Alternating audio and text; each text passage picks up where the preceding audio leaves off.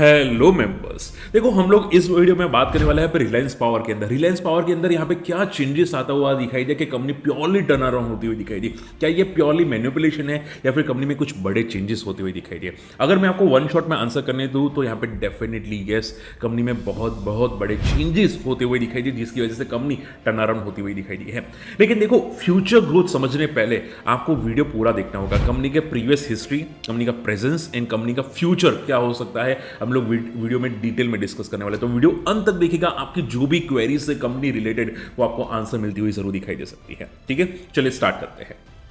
देखो, सबसे पहले बात आ जाती है यहाँ पे कंपनी के प्रेजेंस की। कंपनी अगर बात करें तो अभी रिसेंटली जो दिसंबर क्वार्टर के आए थे उसके बाद कंपनी यहाँ पे शेयर में आपको काफी बड़ा जंप आता हुआ दिखाई दिया। एंड अगर बात करें तो कंपनी पूरे साल के अंदर प्रॉफिटेबल होती हुई दिखाई दी। 2400 करोड़ का कंपनी ने यहाँ पे प्रॉफिट किया है नेट बेसिस पे। हालांकि अभी भी मार्च 2025 के रिजल्ट बाकी है और कंपनी का अभी तक का रेवेन्यू आपको 7600 करोड़ का आपको दिखाई दिया है। तो इन शॉर्ट में कंपनी प्रॉफिटेबल होती हुई दिखाई दी है। हालांकि कंपनी में अभी भी कर्जा है, जो माना जा सकता है फ्यूचर में कर्जा कम हो सकता है। ठीक है, अब देखो, आप सभी लोग पता है कि रिलायंस पावर का हाल क्या है, अनिल अंबानी का हाल क्या है। तो अनिल अंबानी में हुआ क्या था जिसकी वजह से कंपनी डेट ट्रिप में चली गई थी। 25,000 करोड़ का डेट था। ठीक है, कंपनी के ऊपर कंपनी ने यहाँ पे डिफॉल्ट काफी तक किया था 2020 के अंदर। लेकिन उसके बाद 2020 के, ध्यान से सुनेगा, 2020 के बाद पूरा का पूरा टर्न अराउंड आता हुआ दिखाई दिया। कंपनी ने काफी तक डेट रिलीज किया, उसके बाद ऑन द कंसोलिडेटेड बेसिस पे कंपनी ने प्रॉफिट करता हुआ दिखाई दिया। तो देखो, हम लोग स्टार्टिंग में डिस्कस करने वाले हैं। स्टार्टिंग में अगर हम लोग बात करने जाए तो कंपनी जब यहाँ पे स्थापित हुई थी, ठीक है, 1995 की बात है अप्रोक्सीमेटली। कंपनी यहाँ पे जब बनी थी तब कंपनी यहाँ पे जो मेजर प्रोजेक्ट्स थे, ठीक है, पावर जनरेशन के बेसिस पे कंपनी ने यहाँ पे मेजर 5-6 प्रोजेक्ट्स किए थे, जिसमें से यहाँ पे 4 प्रोजेक्ट वर्क करते हुए नहीं दिखाई दिए। मेजरली कंपनी के जो प्रोजेक्ट्स थे वो कोल बेसिस पे थे एंड गैस बेसिस पे थे। ठीक है, तो पावर जनरेशन पे कोल एंड गैस बेसिस पे थे। तो कंपनी ने यहाँ पे प्लांट तो सेटअप कर लिया था। ठीक है, तो इसमें से जो मेन 4 मेजर प्लांट्स है, ठीक है, उसमें तगड़े इश्यूज आए हैं। अब हमारी स्क्रीन देख सकते हैं। सबसे पहला जो पावर प्लांट आपको दिखाई दे रहा था, समलकोट पावर प्लांट, जिसमें 2400 का मेगावाट का यहाँ पे पावर प्लांट जनरेट आपको दिखाई दे सकता था। ठीक है, दूसरा यहाँ पे आ जाता है Tilaiya ultra mega power project का। तीसरा आ जाता है यहाँ पे Krishnapatnam ultra mega power project और चौथा आ जाता है चित्रंगी पावर प्रोजेक्ट। देखो, आपको ये डिटेल में सुनना पड़ेगा ताकि आपको पता चले यहाँ पे एग्जैक्टली क्या इशू था जिसकी वजह से कंपनी डेट ट्रिप पे चली गई और बाद में डेट को रिलीज करता हुआ दिखाई दिया। ठीक है, तो अगर आप बात करें यहाँ पे सबसे पहला पावर प्लांट यहाँ पे समाल पावर प्रोजेक्ट का, तो कंपनी में प्रॉब्लम क्या थी कि पहला जो पावर प्रोजेक्ट था वो यहाँ पे गैस बेसिस पावर प्रोजेक्ट था। आप मेरी स्क्रीन देख सकते हैं। ठीक है, उसके बाद अगर बात करें तो यहाँ पे गैस सप्लाई उनको टाइमली मिलती हुई नहीं दिखाई दी, जिसकी वजह से पावर प्लांट वर्क करता हुआ नहीं दिखाई दिया।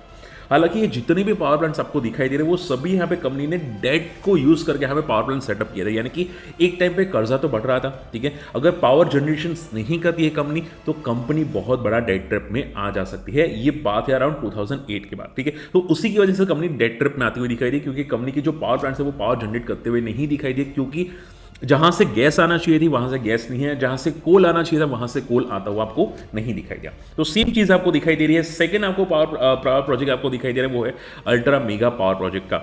वो भी यहाँ पे 2015 के अंदर बंद करता हुआ दिखाई दे, क्योंकि लैंड का एक्विजिशन बहुत डिले में चला गया। आप सभी लोग जानते हैं उस टाइम पे जो लैंड एक्विजिशन है वो काफी तक एक बहुत बड़े डिस्प्यूट में चला गया था। यहाँ पे नेताओं के साथ डिस्प्यूट होता हुआ दिखाई दिया, जिसकी वजह से वो भी पावर प्रोजेक्ट बंद होता हुआ दिखाई दिया। तीसरा आ जाता है यहाँ पे Krishnapatnam ultra mega power project, जो है 3960 मेगावाट का। वो भी पावर प्रोजेक्ट यहाँ पे बंद करता हुआ दिखाई दिया, क्योंकि यहाँ पे जो इंडोनेशिया के अंदर कोल एक्सपोर्ट पॉलिसी है 2011 के अंदर वो चेंज होती हुई दिखाई दी, जिसकी वजह से इनको कोल महंगा आता हुआ दिखाई दिया और उसकी वजह से कंपनी का पावर प्रोजेक्ट वर्क करता हुआ नहीं दिखाई दिया।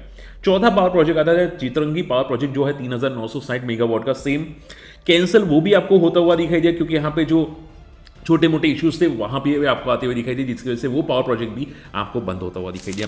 तो पॉइंट क्या आ जाता है कि 6 में से 4 जो मेजर पावर प्रोजेक्ट आपको दिखाई दिए थे, ठीक है, वो कंपनी के कोल इश्यूज या गैस लाइन इश्यूज की वजह से पावर प्रोजेक्ट टोटली बंद होते हुए दिखाई दिया, जिसकी वजह से कंपनी डेट ट्रैप में चली गई और एक टाइम पे डेट 25,000 करोड़ तक बढ़ता हुआ दिखाई दिया। और कंपनी ने 2020 के अंदर यहाँ पे डिफॉल्ट भी कंपनी ने किया था। आप मेरी स्क्रीन डेफिनेटली देख सकते हैं। 2020 के अंदर कंपनी ने यहाँ पे 685 करोड़ का डिफॉल्ट किया था, आप सभी लोग जानते हैं। ठीक है, बहुत सारे बैंक्स के कर्जे नहीं चुकाए थे और उसकी वजह से शेयर प्राइस की प्राइस आपको काफी तक कम होते हुए दिखाई दी। एक टाइम पे तो 1 रुपये के आसपास भी चली गई थी। माना जा रहा था कि कंपनी डिलिस्ट हो सकती है, माना ये भी जा रहा था कि कंपनी यहाँ पे जितने भी शायद दूसरे को बेची जा सकती है, तो काफी चीजें होती हुई दिखाई दी।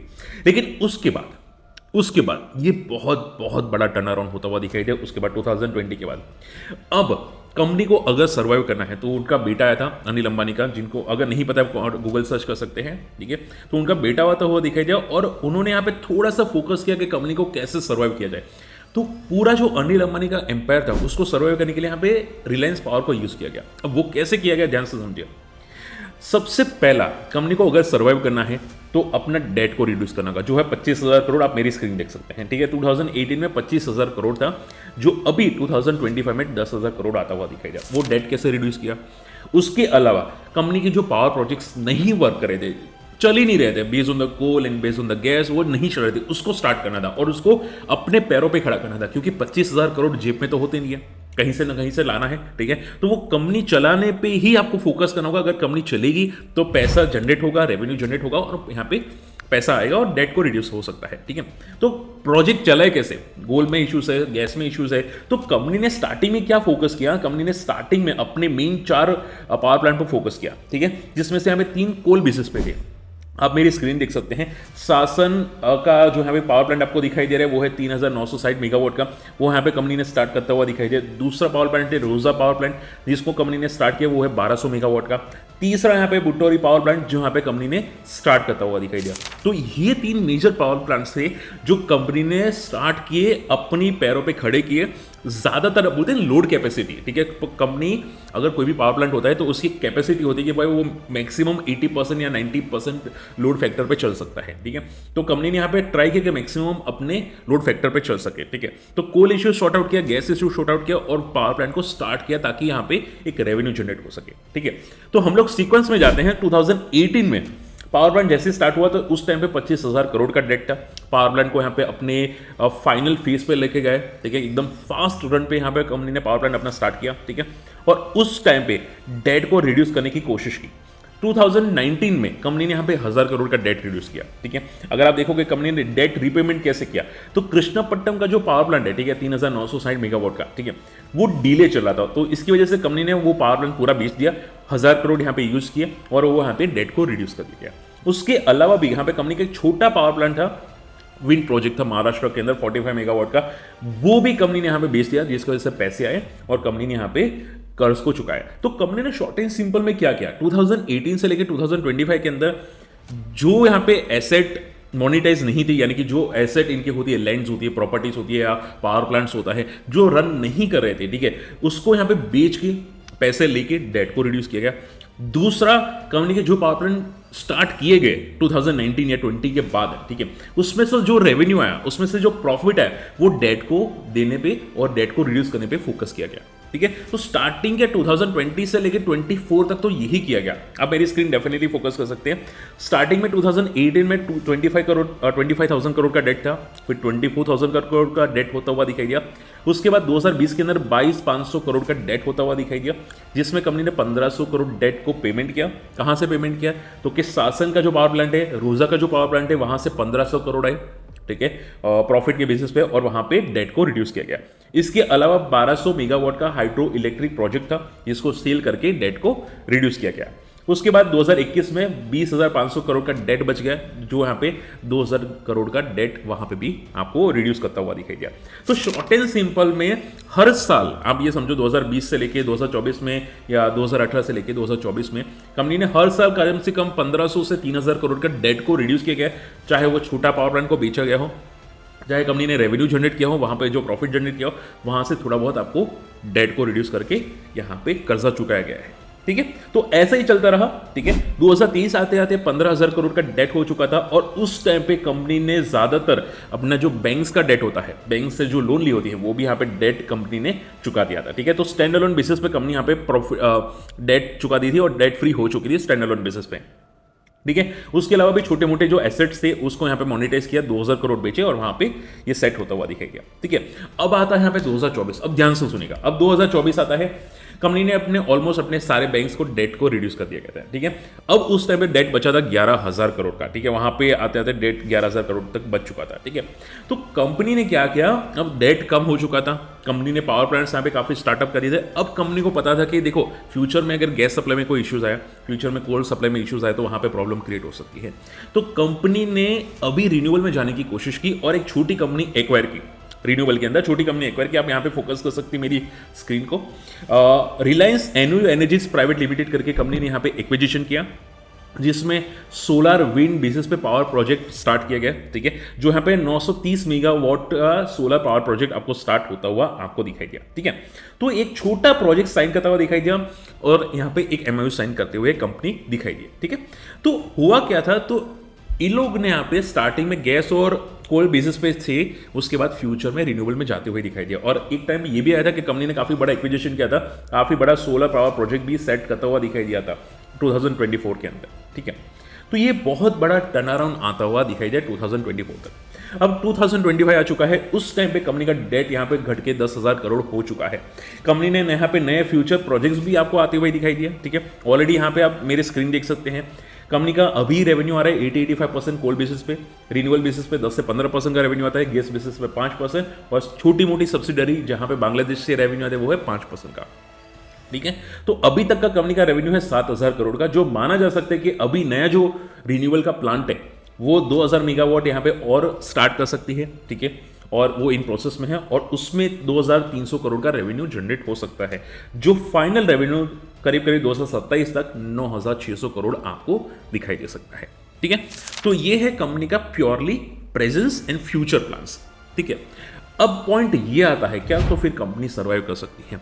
आंसर इज 50-50 और आप मोस्टली बोल सकते हैं आंसर इज यस, ठीक है। कैसे? देखो, कंपनी ने ज्यादातर फोकस किया डेट को रिड्यूस करने पे। एक टाइम पे 25,000 करोड़ का डेट था, अभी 11,000 करोड़ का डेट हो चुका है। हालांकि कंपनी अभी भी जो पावर जनरेट करी है उसमें भी काफी हद तक लॉसेस करी है। अभी बीच में जो प्रॉफिटेबल हुई थी या करंट ईयर पे प्रॉफिटेबल हुई थी, कंपनी ने यहाँ पे रिलायंस नेवल आई थिंक उन्होंने बेचा था और जिसमें से कुछ पैसा आया था 2 या 3,000 करोड़ जो यहाँ पे बैलेंस शीट में आ गए थे और उसकी बेसिस पे कंपनी प्रॉफिटेबल आपको दिखाई दी थी। यानी कि फ्यूचर में हो सकता है कि कंपनी नेट बेसिस पे आपको अभी 1-2 क्वार्टर या 3 क्वार्टर के अंदर आपको प्रॉफिटेबल ना दिखाई दे, ठीक है, या फिर नेग्लिजिबल प्रॉफिट दिखाई दे या ना दिखाई दे, ठीक है। लेकिन इसका मीनिंग नहीं है कि कंपनी सर्वाइव नहीं करेगी, क्योंकि ये जो प्रॉफिट अगर नहीं आ रहा है या नेग्लिजिबल आ रहा है वो प्रॉफिट यूज करेगा डेट को रिड्यूस करने में, जो अभी तक लगातार चल रहा है। माना जा रहा है कि यहाँ पे कंसोलिडेटेड बेसिस पे भी कंपनी डेट फ्री हो सकती है, ठीक है। उसके बाद जाके कंपनी जैसे डेट को रिड्यूस कर देगी, नेग्लिजिबल कर देगी, उसके बाद कंपनी का प्रॉफिट बैलेंस शीट में दिखाई देगा, like similar land of Suzlon, ठीक है। तो आपको फ्यूचर में 2027-2028 के अंदर आपको प्रेजेंस डेट कम होता हुआ दिखाई देगा और प्रॉफिट आपको आता हुआ दिखाई देगा। बट शर्त अभी भी कंपनी का जो ज्यादातर रेवेन्यू आपको दिखाई दे रहा है वो आप मेरी स्क्रीन देख सकते हैं, वो 2000 कोल बेसिस पे 80-85% है। तो कंडीशन ये है कि अगर इसमें कोई इश्यूज नहीं आते, अगर गवर्नमेंट की कोई पॉलिसी चेंज नहीं होती है, ठीक है, और वहां पे कंपनी के कोल बेसिस के प्राइसेस, यानी कि हमेशा पावर प्लांट को स्टार्ट करने के लिए, कंटिन्यू करने के लिए कोल हमेशा खरीदा जाता है, उसकी एक प्राइस होते हैं। तो अगर प्राइस नहीं बढ़े जाते या फिर कोल महंगा नहीं हो जाता या कोल आना बंद नहीं हो जाता, अगर ऐसे कोई इश्यूज आते हैं, ठीक है, तो कंपनी में इश्यूज आ सकते हैं, तो कंपनी सर्वाइव थोड़ा डिफिकल्ट हो सकता है। लेकिन अगर कोई इश्यूज नहीं आते हैं तो कंपनी डेफिनेटली सर्वाइव कर सकती है और फ्यूचर में के रिन्यूएबल का काफी अच्छा रेवेन्यू सोर्स जनरेट हो सकता है। अप्रोक्सीमेटली 40% का रेवेन्यू सोर्स रिन्यूएबल का रिलायंस पावर जनरेट कर सकती है, ठीक है। और आगे जाके कंपनी प्रॉपर्ली एक बेनिफिटेड अच्छी प्रॉफिटेबल कंपनी बन सकती है, लाइक सुजलॉन, ठीक है। तो इन शॉर्ट में कंपनी सर्वाइव कर सकती है। तो आपको ये कैसा लगा मुझे कमेंट में जरूर मेंशन कीजिएगा। आपको क्या लगता है कंपनी फ्यूचर में टर्न अराउंड हो सकती है क्या, फ्यूचर में ये सस्टेन कर सकती है अपना प्रॉफिट, और आपकी राय क्या है रिलायंस पावर में कमेंट जरूर कीजिएगा। बाकी वीडियो पसंद है वीडियो को लाइक एंड शेयर कीजिएगा और ऐसे वीडियो चाहने के लिए यहाँ पे चैनल सब्सक्राइब कीजिएगा। और आपको अगला केस स्टडी किस में चाहिए मुझे कमेंट जरूर कीजिएगा। मिलते अगले वीडियो में, तब तक के लिए गुड बाय, जय हिंद।